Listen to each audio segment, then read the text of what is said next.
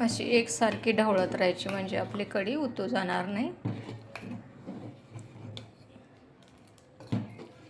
एकसारखी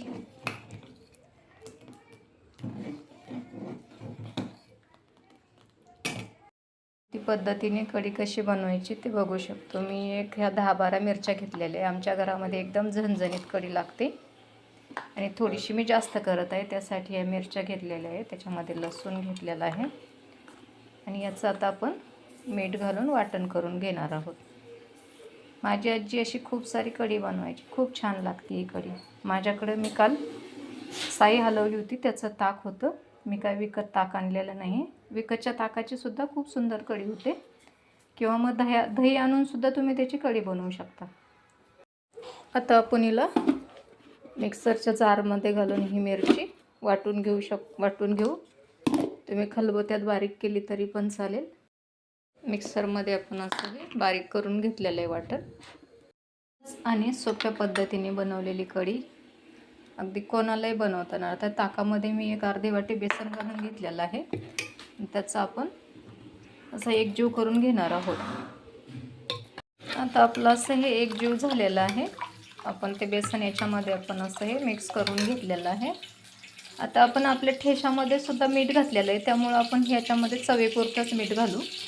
1 चमचा मीठ घालून घेतलेलं आहे मी आणि 1 चमचा हळद घालून घेणार आहे.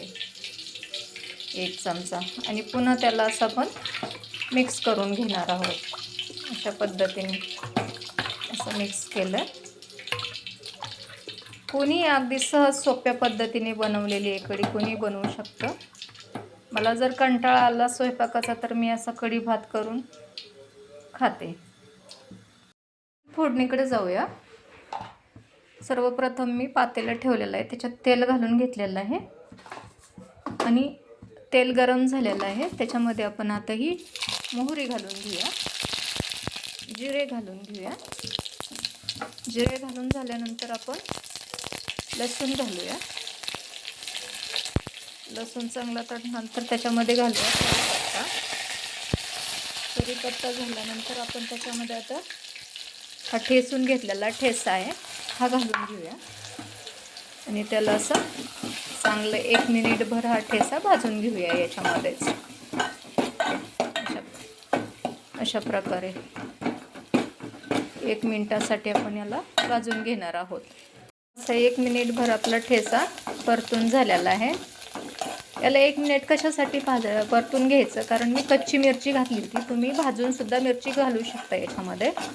मी ती कच्ची मिरची घातली होती त्यामुळं मी याला 1 मिनिटभर भाजून घेतलं आणि त्याच्यामध्ये थोडीशी कोथिंबीर टाकली. कोथिंबीर याच्यासाठी टाकली, कोथिंबीर चांगली अशी भाजली नाही याच्यामध्ये की आपल्या कढीवर आपण कच्ची घालतो ना वरून, तर तिचा कलर थोडासा डाऊन होतो. आणि अशी भाजून घातली तर तिचा कलर डाऊन होत नाही, म्हणून आपण तिला तेलातच परतून घातलेली आहे. आता आपला मसाला छान असा परतून झालेला आहे. आता त्याच्यामध्ये आपण हे मिश्रण घालून घेऊया. अशा प्रकारे आपण तिला ढवळून शिजवून घेणार आहोत. असं ढवळत राहायचं, कारण का तर आपली कढी फुटू नये म्हणून असं ढवळत राहायचं. आपण बेसन आणि ताक एकत्र घातलेलं आहे ना, त्यामुळे त्याला असं ढवळून घ्यायचं. अशा प्रकारे आपली ही कढी तयार झालेली आहे.